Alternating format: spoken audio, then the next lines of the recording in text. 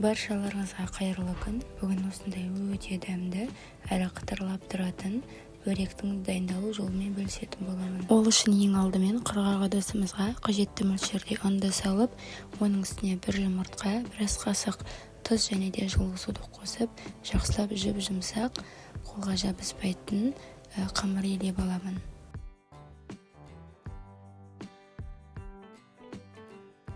Илеп алған қамырды 15 минутқа тұндыруға қалдырамын.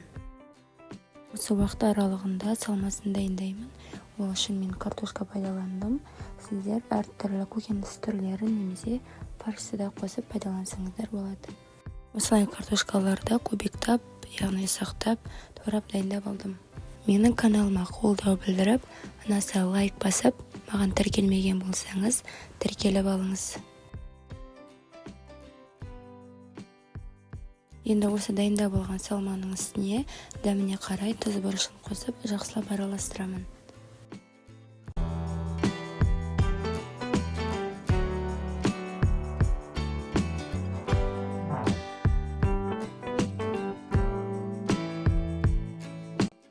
Әрі қарай ие қанған қамырды бірнеше бөліктерге бөліп, жұқа етіп, яғни орташа қалыңдықта жаятын боламын. Менде осындай орташа көлемде 6 зуала қамыр шықты. Енді осы қамырларды үстіне жақсылап сары май жағып шығатын боламын.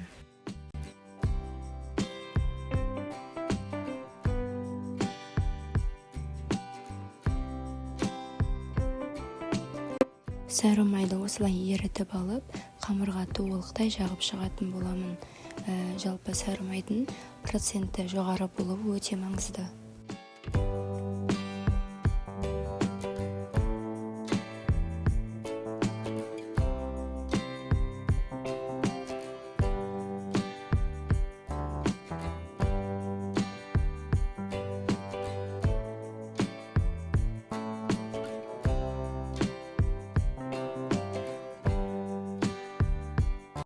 Осылай толық жағып алғаннан кейін салафанмен сыртын қаптап 15-20 минутқа, яғни майы сіңгенше қалдырамын. 20 минут бойына майды сіңіріп тұрған қамырды енді қолымыздың көмегімен жұқа етіп жаятын боламын. Жайы өте оңай, өте тез жайылады. Жаяу үшін оқтау қолданбасаңыздар да болады. Осылай қолмен жұқа етіп жайып алып, ортасына салмасын салып, ораймын. Осылай қолдың көмегімен жұқа етіп жайып алып, начинкасын салып, орап, барлығын дайындап алдым. Енді осыны пергамент қағазға төсеп, үстіне жұмыртқа жағып, сәндігі үшін күнжіт септім. Менің каналыма тіркелмеген болсаңыз, тіркеліп, мені қолдап, лайк басып, анаса комментарий қалдырыңыз. Қажетті ингредиенттерді описание бөлімінде қалдырамын.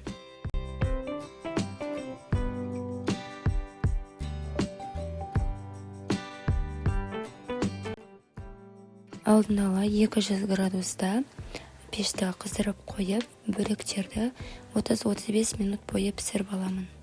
Қараңыздар, осындай қызарып, өте дәмді болып пісіп шықты.